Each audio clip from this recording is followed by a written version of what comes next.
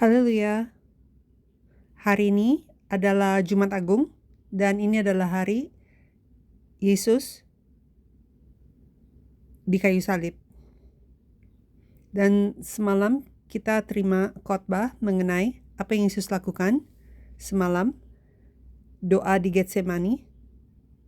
Dan setelah dia selesai doa dan turun, Yudas Iskariot membawa tentara Roma. Yudas mengkhianatinya dengan sebuah ciuman dan dia ditangkap, dan kurang lebih jam 1 jam 2 pagi dia ditangkap dan dia dibawa jam 3 pagi dia di pengadilan, dan melalui pengadilan itu dia dikasih hukuman kayu salib.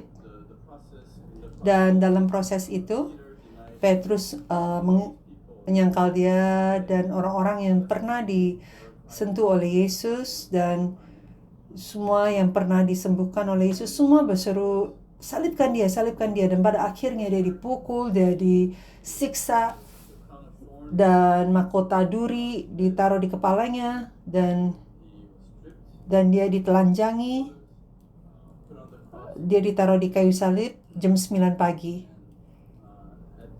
Dan di saat ini, saat kami semua sedang menyembah jam 12 siang, matahari hilang terangnya dan menjadi gelap gulita, dan Tuhan Yesus di kayu salib selama 6 jam, dan kira-kira jam 3 sore dia mati.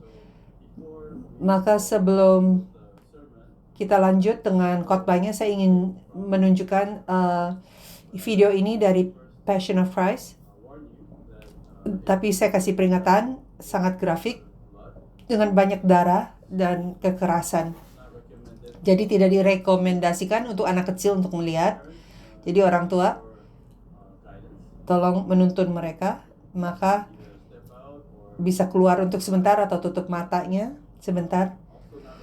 Dan juga direkomendasikan untuk perempuan yang hamil kalau peduli. Dan saya udah kasih peringatan yang cukup, maka saya harap tidak membuat trauma. Tetapi ini mengenai penderitaan yang Yesus mengalami. Maka saya akan kasih mungkin 10 detik kalau ingin keluar dari ruangan untuk movie clip ini. Dan kita akan jalankan videonya dalam 10 detik.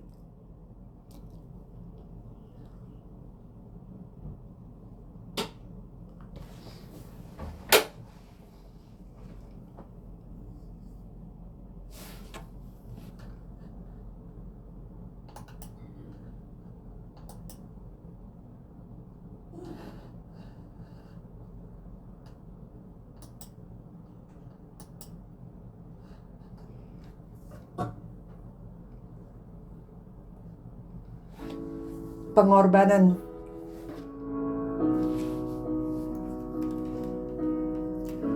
Ini Yesaya pasal 53.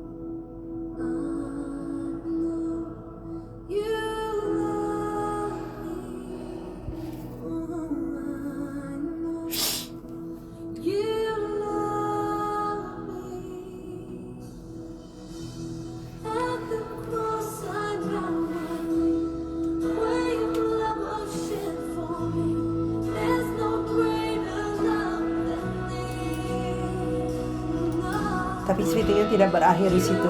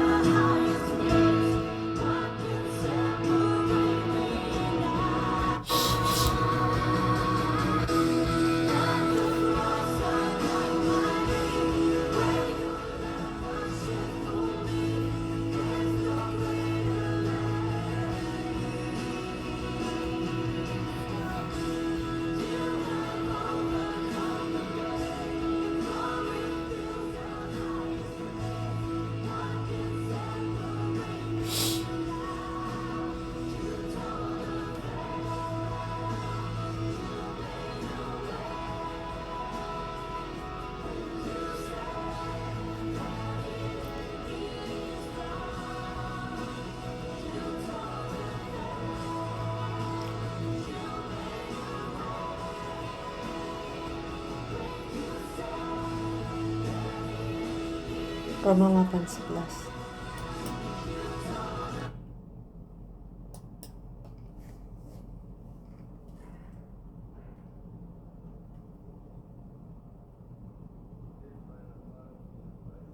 Melalui darah Yesus Kristus kita telah diselamatkan.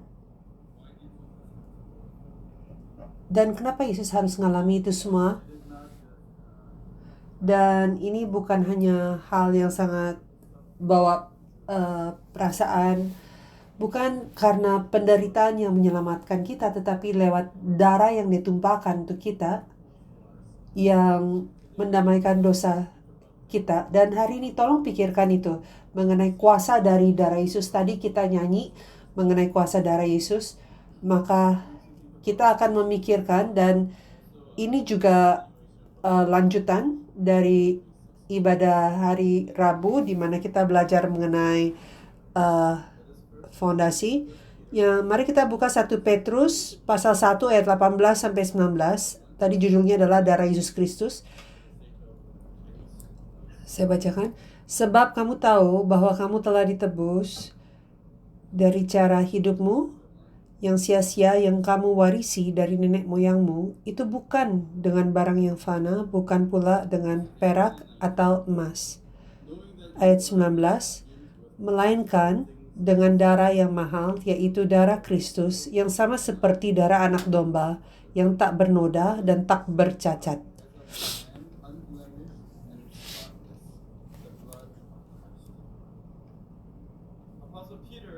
Rasul Petrus menulis bahwa kita telah diselamatkan melalui darah Yesus Kristus yang berharga.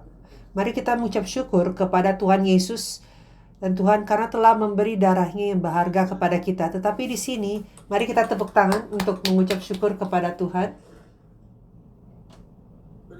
Tetapi di sini dikatakan di ayat 18, sebab kamu tahu bahwa kamu telah ditebus dari cara hidup yang sia-sia, bukan dengan barang yang fana. Darah Yesus Kristus yang mendamaikan dosa kita, menyelamatkan kita, itu disebut sebagai darah yang berharga. Kata berharga ini bukan karena sangat berharga, tetapi karena memiliki arti rohani. Ini berharga karena tidak fana, seperti perak atau emas di ayat 18.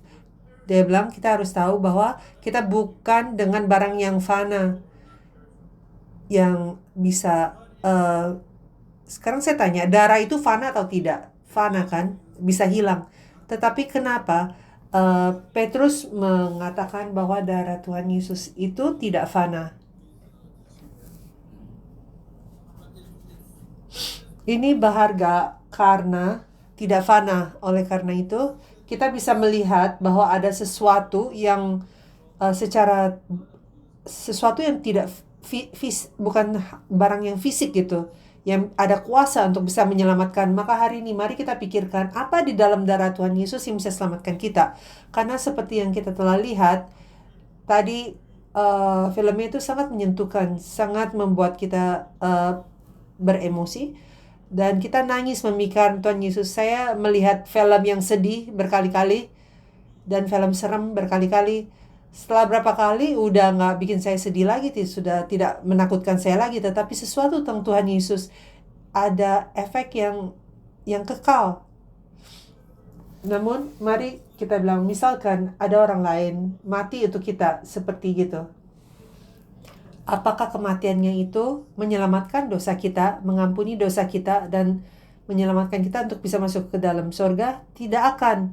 Kita akan selamanya mengucap syukur untuk pengorbanan itu, tetapi tidak ada kuasa untuk membawa kita ke surga. Sesuatu tentang darah Yesus Kristus, hanya darah Yesus yang ada kuasa itu. Maka mari kita pikirkan ajaran Yesus tentang darah melalui sepanjang pelayanan Yesus. Apa yang Yesus mengajarkan kita tentang darah? Yang pertama, dari bagian awal dari pelayanan Yesus, dia menjelaskan melalui mujizat pertama yang dia pernah lakukan dan menunjukkan kepada kita, itu adalah pernikahan di Kana, perkawinan di Kana. Dia merubah air menjadi anggur. Melalui mujizat ini, Tuhan Yesus tunjukkan kepada kita tujuan kenapa dia datang ke dunia ini adalah untuk memberi kepada kita anggur yang baru. Anggur yang orang lain tidak pernah cicipi.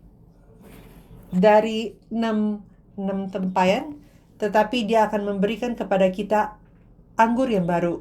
Dan di tengah-tengah, bagian tengah dari pelayanan Yesus, dia kasih makan 5.000 orang dengan memberi 5 roti dan 2 ikan di Yohanes pasal 6. Dan di sini ada perbandingan antara anggur dan roti. Roti adalah sesuatu yang orang perlu untuk perutnya, untuk kehidupan fisiknya. Maka orang ramai ikut Yesus karena mereka dikasih makan. Karena mereka ingin makan, dan tujuan mereka adalah hal-hal duniawi. Mereka ingin membuat Yesus menjadi raja di dunia ini. Maka roti itu menyimbolkan kebenaran. Dan Yohanes pasal 3 ayat 12,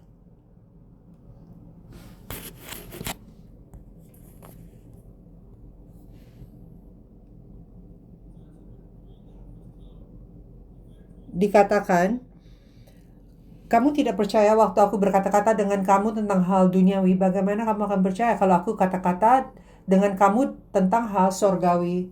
Dan sebelum disalibkan di Yohanes pasal 16, Yesus juga bilang, saya ada lebih banyak hal yang saya ingin sampaikan. Dia membawa hal-hal sorgawi dan dia bandingkan itu dengan anggur. Tetapi orang-orang tuh hanya tertarik dengan hal-hal yang duniawi. Maka Yesus turunkan ajaran dia atau diri dia lebih rendah lagi untuk bisa nyambung dengan orang-orang yang hanya bisa mengerti lewat logika dan kebenaran dari dunia ini. Dan itu ditunjuk melalui roti. Roti itu juga adalah kebenaran yang menuntun mereka kepada firman Tuhan, kepada firman sorgawi, yaitu anggur. Jadi nanti sebelum kita lanjut kepada bagian tentang pelayanan Yesus, di akhirnya kita lihat satu ayat lagi di Yohanes pasal 6, ayat 63.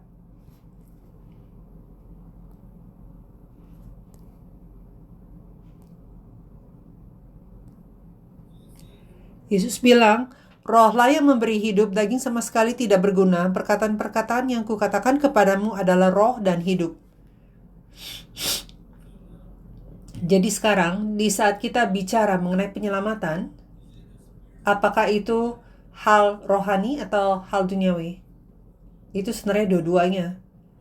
Tetapi ini harus mulai dengan aspek rohani dulu. Roh kita, jiwa kita perlu diselamatkan, kan?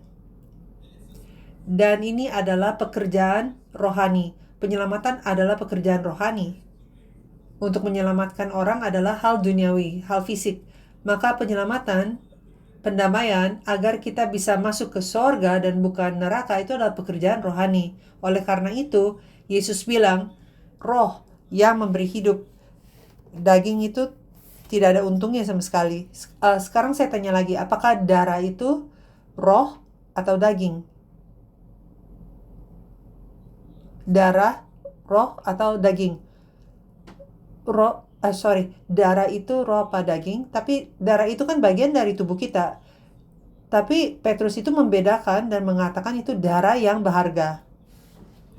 Beda dari barang-barang yang fana, perak atau emas. Maka Yesus lanjut untuk mengajar tentang darah dan anggur.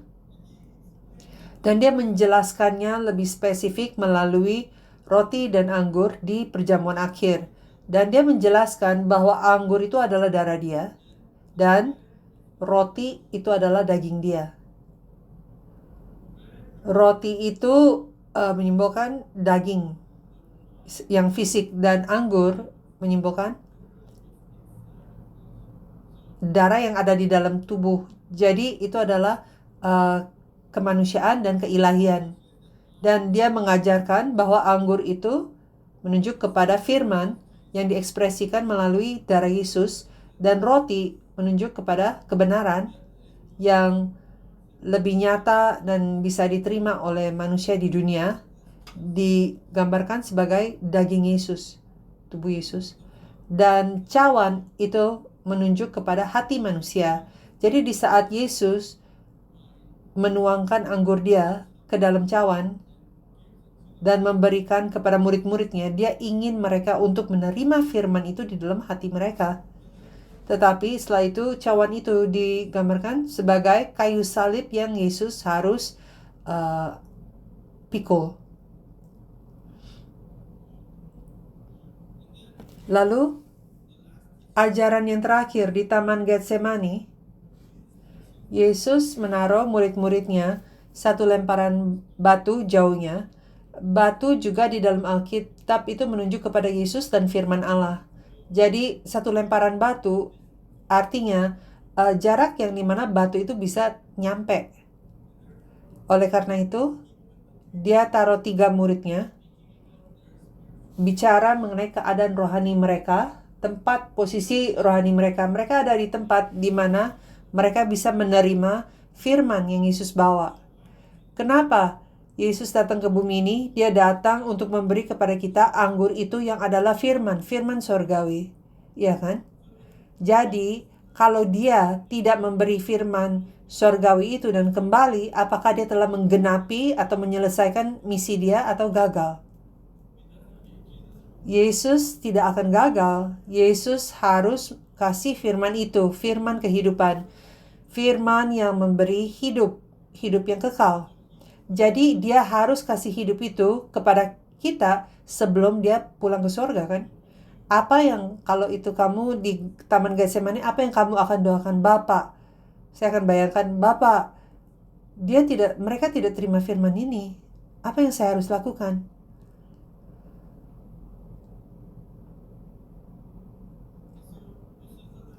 Maka ini kesempatan terakhir untuk murid-muridnya terima firman itu.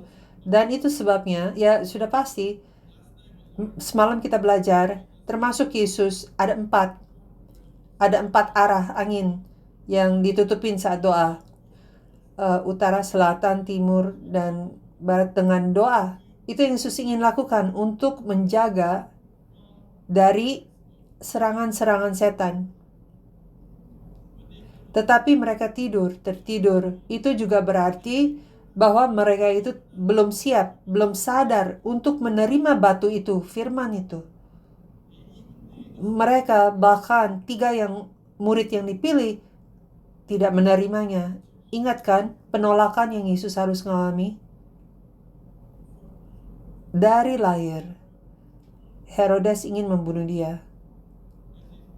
Dia menjadi tambah dewasa, orang ledekin dia. Kamu anak tidak punya orang tua. Dan setelah dia mulai pelayanan, siapa yang membantu dia? Yang jalan di depan dia untuk mempersiapkan jalan untuk Tuhan? Yohanes Pembaptis kan ada di sana. Tapi apa yang Yohanes Pembaptis mengatakan waktu dia di penjara? Dia bilang kepada Yesus, apakah kamu benar Mesias atau saya harus tunggu orang lain? Dan kepalanya dipenggal. Dia memilih murid-muridnya, tapi murid-muridnya tidak tahu apa-apa.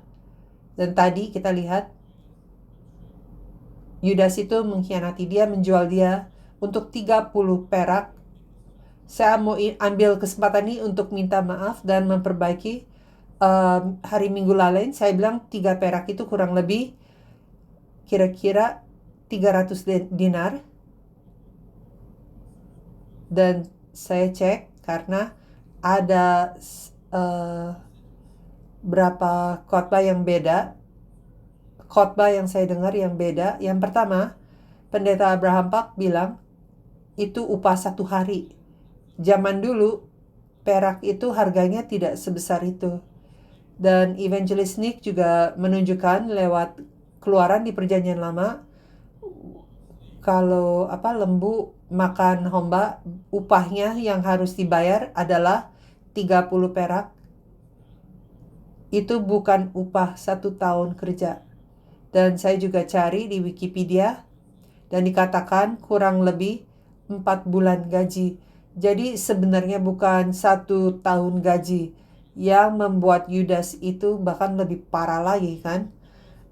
Tapi dia dikhianati oleh Yudas dan hanya ada 11 murid yang tersisa. 8 itu masih ribut siapa lebih hebat dari siapa. Dan 3 yang lebih tinggi dibawa ke Taman Getsemani. Itu perang rohani yang terakhir dan mereka tertidur. Jadi Yesus berdoa kepada Bapa, ambil cawan ini dariku. Apa maksudnya Yesus? Apakah ini adalah doa pengecut di mana Yesus bilang, Bapa, saya tidak mau mati. Ya, udah pasti itu menunjukkan kepada kita kemanusiaan Yesus Kristus. Menurutmu apa dia tidak takut sama sekali? Kamu lihat kan waktu Pendeta Abraham Park menonton film itu, dia bilang itu tidak mengekspreskan 1 dari 10.000 apa yang Yesus ngalami.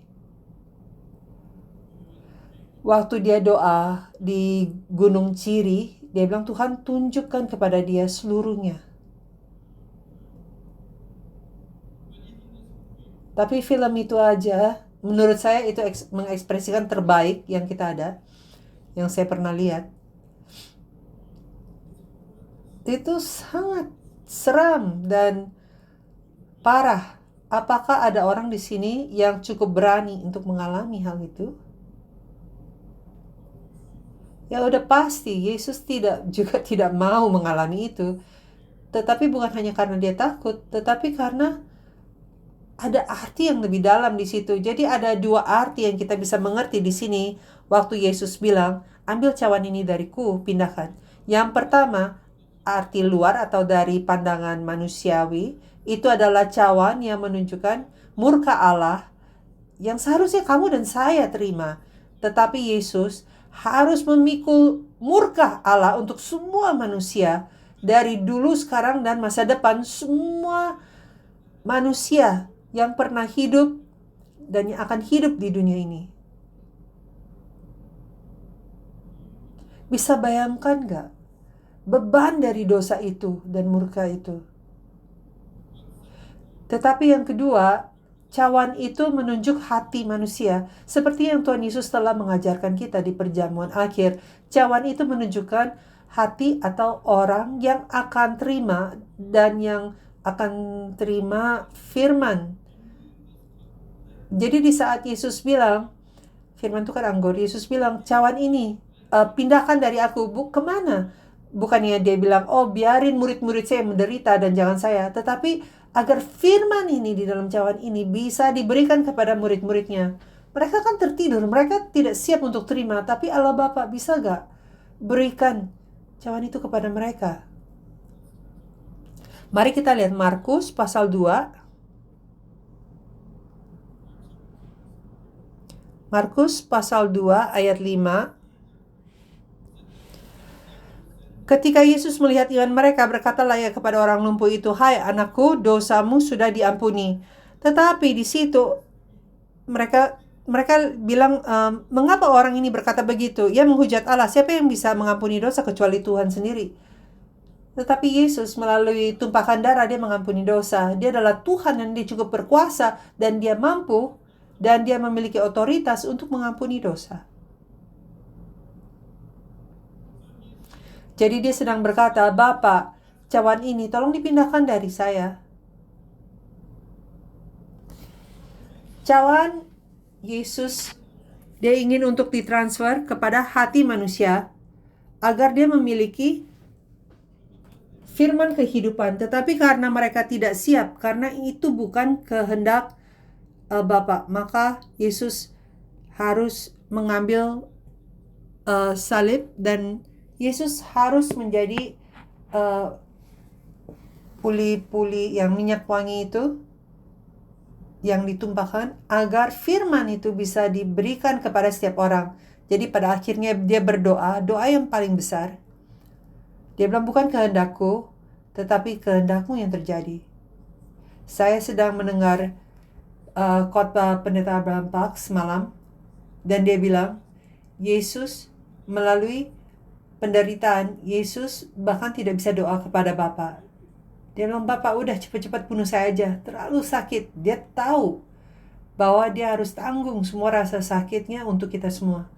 Maka dia diam saja dan dia mengalami dan mengambil semua rasa sakit itu. Bukan doa pengecut. Dia bukan hanya secara fisik rasa takut, dia ingin kita semua untuk terima firman-Nya dengan cara yang lebih mudah. Tetapi ini adalah kehendak Bapa dan hanya melalui kayu salib. Bukan kehendakku, tetapi kehendak-Mu lah yang terjadi. Ekspresi dari bahwa Tuhan Yesus lebih mau bahwa firman itu cawannya dipindahkan ke muridnya melalui mereka terima firman aja. Yesus membawa firman penyelamatan dan pengampunan dan dia harus menang untuk bisa memberi firman itu kepada kita sebelum dia kembali ke Bapa. Yang kedua, mari kita pikirkan alasan kenapa darah Yesus itu sangat berharga. Artinya, kenapa darah Yesus itu ada kuasa untuk mengampuni dan memberi kehidupan. Yang pertama, ini bukan hanya darah secara fisik yang menyelamatkan manusia, bukan hanya bagian kemanusiaan Yesus yang menyelamatkan manusia, kalau begitu kita akan perlu, kalau itu adalah darah fisik, kita akan perlu bagian kecil dari darah Yesus. Tetapi kita tidak memiliki darah Yesus secara fisik di sini. Keputusan Tuhan bahwa darah itu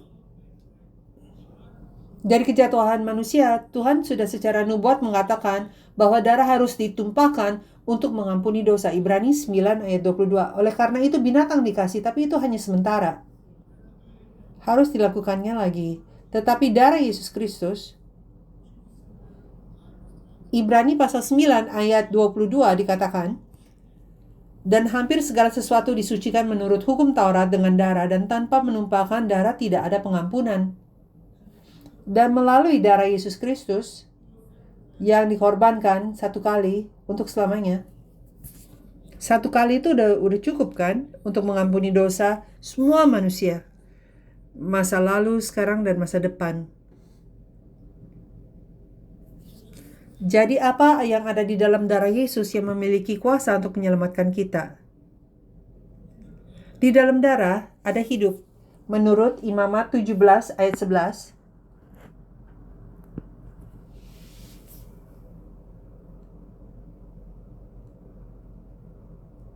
karena nyawa itu sebenarnya hidup ya kalau dalam bahasa Inggris. Karena nyawa makhluk ada di dalam darahnya, dan aku telah memberikan darah itu kepadamu di atas mezbah untuk mengadakan pendamaian bagi nyawamu, karena darah mengadakan pendamaian dengan perantara nyawa.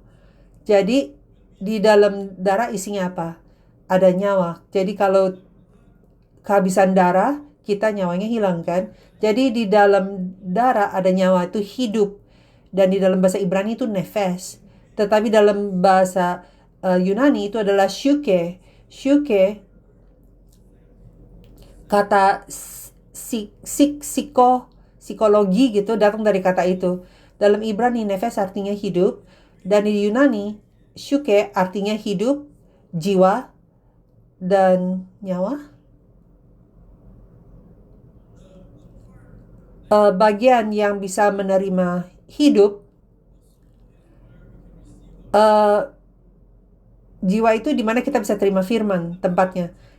Dalam kata lain, dalam darah Yesus tuh ada nyawanya Yesus. Hidupnya Yesus. Di dalam darah kamu ada nyawa kamu, hidup kamu. Perbedaannya apa? Bukan darah secara fisik, tetapi hidup yang ada di dalam darah itu yang beda nyawanya. Saya menumpahkan darahku 100 kali untuk kamu, itu tidak akan menyelamatkan kamu, dan kamu, maksudnya, tidak akan menyelamatkan kamu dari neraka. Amin atau nomen. Jadi jangan potong badan saya, itu tidak akan menyelamatkan kamu. Tidak ada darah manusia di bumi ini, mau itu manusia atau binatang, memiliki kuasa itu. Karena hidup mereka dan hidup aku itu terbatas. Tetapi nyawa atau hidup yang ada di dalam darah Yesus itu kekal. Itu hidup Tuhan sendiri kan? Nyawa Tuhan sendiri. Di dalam darah Yesus ada hidup. Dan darahnya mungkin darah fisik waktu itu yang mengering dan hilang. Tetapi hidup dia itu bukan hanya hidup biasa, normal seperti kita. Hidupnya Yesus itu adalah hidup yang kekal. Dan karena dia tidak memiliki dosa sama sekali, maka di ayat pembukaan kita hari ini, 1 Petrus pasal 1 ayat 18-19, Refu mengatakan mengenai darah Yesus sebagai darah yang berharga, yang tidak fana seperti perak atau emas. Dan alasannya kenapa dijelaskan kenapa darahnya berharga itu dijelaskan di ayat-ayat berikut ini, 1 Petrus pasal 2 ayat 4. Kita tadi di pasal 2 ayat 4 dikatakan, dan datang kepadanya batu yang hidup itu, batu yang hidup, ya kan? Yang memang dibuang oleh manusia, tetapi dipilih dan dihormat di hadirat Allah. Jadi ini adalah batu yang berharga, oleh karena itu darah dia berharga. Di ayat 6 dikatakan, sebab ada tertulis dalam kitab suci, sesungguhnya aku meletakkan di Sion sebuah batu yang terpilih, sebuah batu penjuru yang mahal, dan siapa yang percaya kepadanya tidak akan dipermalukan. Batu di ayat berikutnya, 1 Petrus pasal 2 ayat 8 mengatakan bahwa Yesus adalah batu penjuru itu yang berharga. Karena dia adalah firman. Batu itu kan menuju kepada firman. Maka karena dia adalah firman yang berharga. Jadi hidup di dalam firman itu yang adalah darah itu berharga. Dan seperti yang kita udah baca pagian, firman itu adalah roh dan hidup. Yohanes 6 ayat 63. Jadi logikanya apa di dalam sini? Hidup ada di dalam darah. Sama dengan hidup ada di dalam firman. Berarti firman adalah hidup. Apa hubungannya darah dan firman? Ibrani pasal 12 ayat 24. Dan kepada Yesus pengantara perjanjian baru dan kepada darah pemercikan yang berbicara lebih kuat daripada darah Habel. Darah berbicara. Maka darah Yesus Kristus isinya ada hidupnya Yesus, nyawa Yesus. Jadi darah itu adalah hidup dia dan darah itu bisa berbicara. Bicara apa? Darah bicara apa? Membicarakan firman Tuhan. Maka di dalam darah ada firman. Atau dari darah, firman itu keluar. Darah adalah hidup dan dari darah itu keluar firman. Hidup yang Yesus berikan kepada kita melalui darah. Bagaimana kita membuat itu menjadi milik kita? Caranya, kita harus melakukan itu agar hidupnya Yesus menjadi hidupnya kita. Ingin gak terima hidup itu? Berapa akan mengatakan, tidak, hidup saya sangat berharga. Tidak, terima kasih, saya tidak akan menukarnya dengan darah Yesus. Atau kita akan bilang, Yesus, kapan aja saya akan ganti hidup saya untuk hidupmu. A atau B?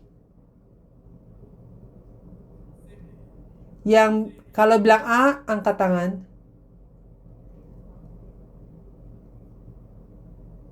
Saya nggak mau angkat tangan saya.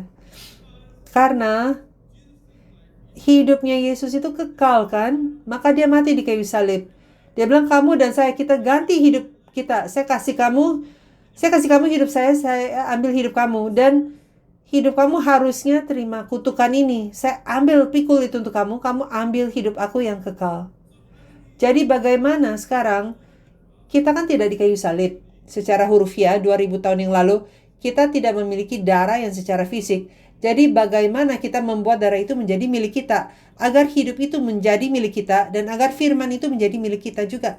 Bagaimana caranya untuk terima firman? Firman darah, firman kayu salib. Firman kayu salib, Yesus menyampaikan 7 perkataan di kayu salib yang menunjuk kepada firman di kayu salib. Hari ini kita tidak bisa membahas 7 perkataan itu. Tetapi Yesus menyampaikan 7 pesan di kayu salib yang ada rangkuman dari seluruh pelayanan Yesus, yang adalah rangkuman dari seluruh sejarah penebusan dan rangkuman firman Tuhan yang Tuhan yang mencipta dari kitab Kejadian. Di Kejadian juga kita lihat ada 7 firman, dan di kayu salib juga Yesus menyampaikan 7 firman. 7 pesan yang di kayu salib itu adalah pesan firman dijelaskan dalam 7 cara seperti pelangi. Pelangi itu apa? Pelangi itu di saat terang yang tidak nampak itu menjadi nampak. Sekarang kita bisa lihat terang nggak? Kita hanya melihat iluminasi yang dimancarkan lewat terang. Bukan ilusi, tapi iluminasi. Yang terang-terang itu. Warna kuning-kuning putih-putih yang muncul, yang kita lihat. Tapi kamu lihat itu karena terang itu. Terang sendiri itu sebenarnya tidak nampak. Ini ilmiah. Kalau terang melalui air, misalkan tetesan air atau prisma itu terbelah menjadi 7 warna yang berbeda.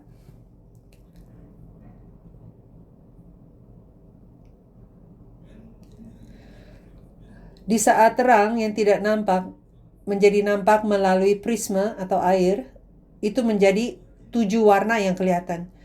Dan firman yang tidak nampak juga, yang adalah terang menjadi nampak, itu dibandingkan dengan pelangi. Yesus adalah Tuhan yang tidak nampak menjadi nampak untuk kita. Dia membawa firman yang tidak nampak dan membuatnya nampak kepada kita. Itu sebabnya itu adalah firman di kayu salib seperti firman pelangi. Maka kita harus bisa melihat terang yang tidak nampak itu, firman yang tidak nampak, tetapi kita tidak memiliki kemampuannya. Maka di kayu salib melalui hidup Yesus membuatnya untuk kita bisa mengerti dan nampak. Dan bagaimana firman yang tidak nampak itu di akhir zaman dinyatakan. Wahyu pasal 10 ayat 1-4. Wahyu 10 ayat 1-4. Dan aku melihat seorang malaikat lain yang kuat turun dari sorga, berselubungkan awan dan pelangi ada di atas kepalanya, dan mukanya sama seperti matahari dan kakinya bagaikan tiang api. Di Kejadian ayat pasal 9, 5-17, Tuhan membuat perjanjian dengan Nuh, dan itu adalah perjanjian busur atau sebenarnya pelangi. Jadi dia bilang kalau kamu lihat ada pelangi di dalam awan, ingat, saya tidak akan menghakimi dunia. Artinya, kamu akan memiliki hidup.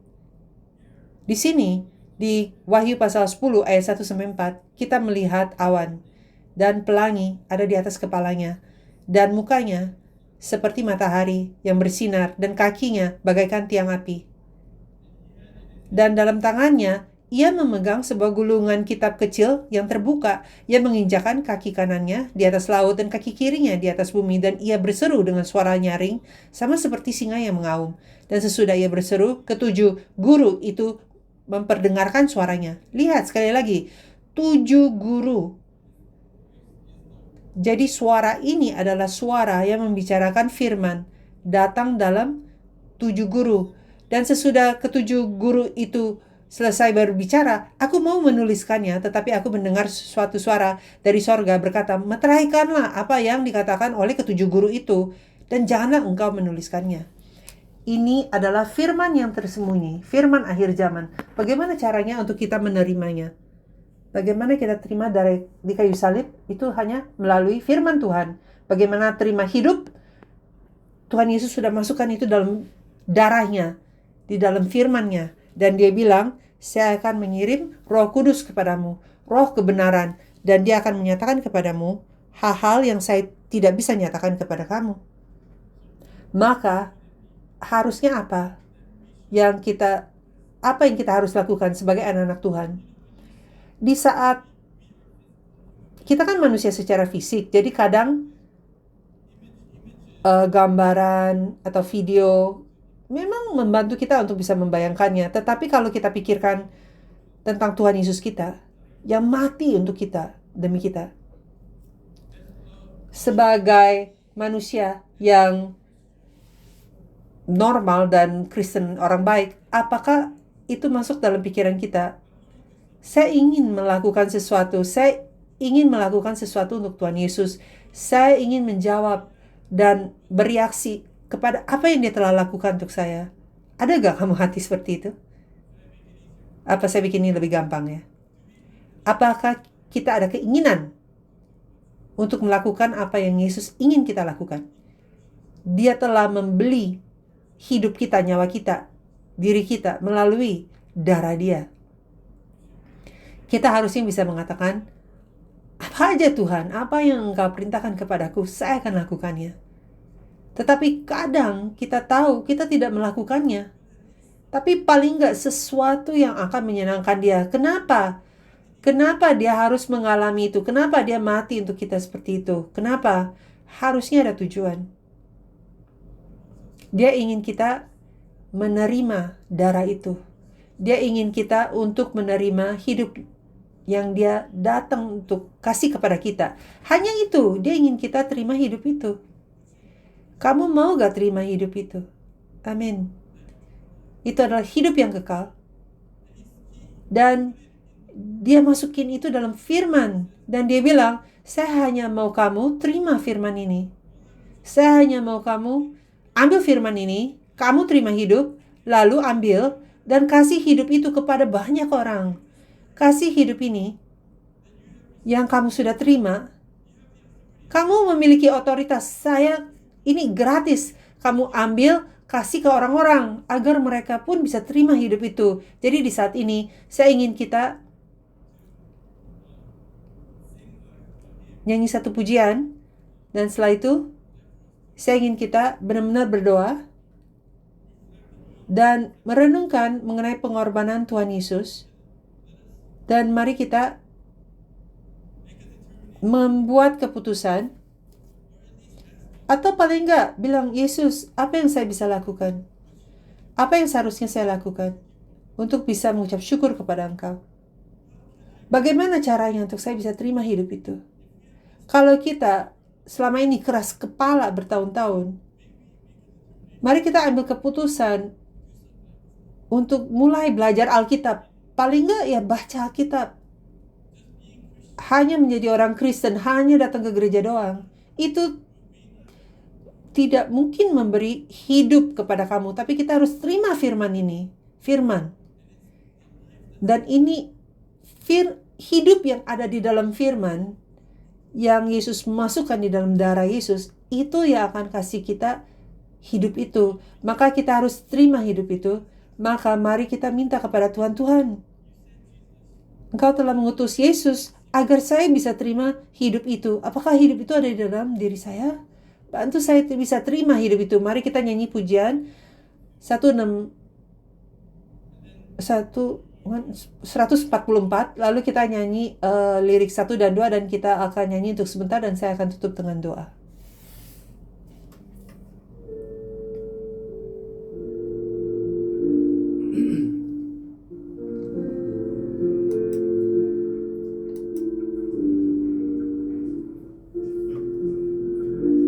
Jesus shed his blood for me, for our salvation. On his cross the agony of a lost creation. Jesus Lord, Jesus Lord, for my sins they slew me. Now by thy dear blood restored, draw the sinner to me. For what crime should he be killed? Killers praying, method mindless mob as will their Messiah slay. Jesus Lord, Jesus Lord, Jesus Lord, for my sins they slew thee. Now by thy dear blood restored, draw the sinner to Jesus Lord, and Jesus Lord, Jesus Lord, for my sins they slew thee. Now by thy dear blood restored, draw the sinner to. Let us come and pray to God. Mari kita doa kepada Tuhan.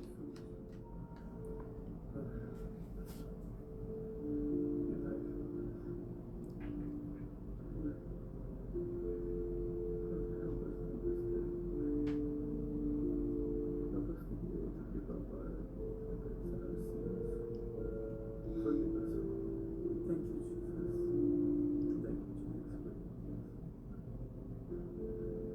you, Jesus.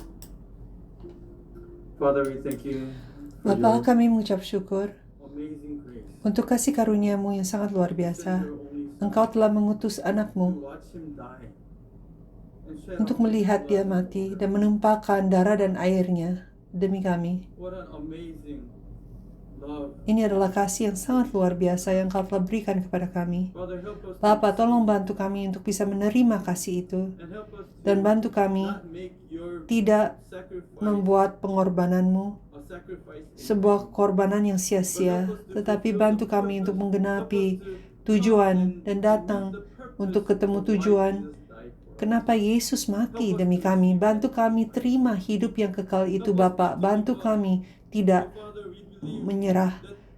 Bapa, kami percaya di kayu salib itu Engkau telah mengampuni semua dosa kami. Terima kasih Tuhan Yesus. Thank you, Jesus, for the life that you Terima kasih Tuhan Yesus untuk kehidupan yang Engkau telah berikan kepada kami. Terima kasih telah membuat undeserving, miserable life. kehidupan ini yang tidak layak menjadi sebuah kehidupan yang sangat berharga. Terima kasih Tuhan Yesus untuk darah-Mu yang berharga. Bantu kami untuk terima darah itu melalui firman Tuhan.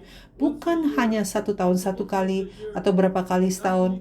Bukan hanya dengan perasaan saja, tetapi bantu kami untuk sungguh-sungguh mengerti firman ini dan menerimanya dengan jiwa dan hati kami, agar Roh-Mu bisa datang kepada kami, masuk ke dalam kami, agar kami bisa mengerti Engkau dan menerima hidup yang kekal itu. Terima kasih untuk kasih karunia-Mu. Dalam nama Tuhan Yesus kami berdoa, amin.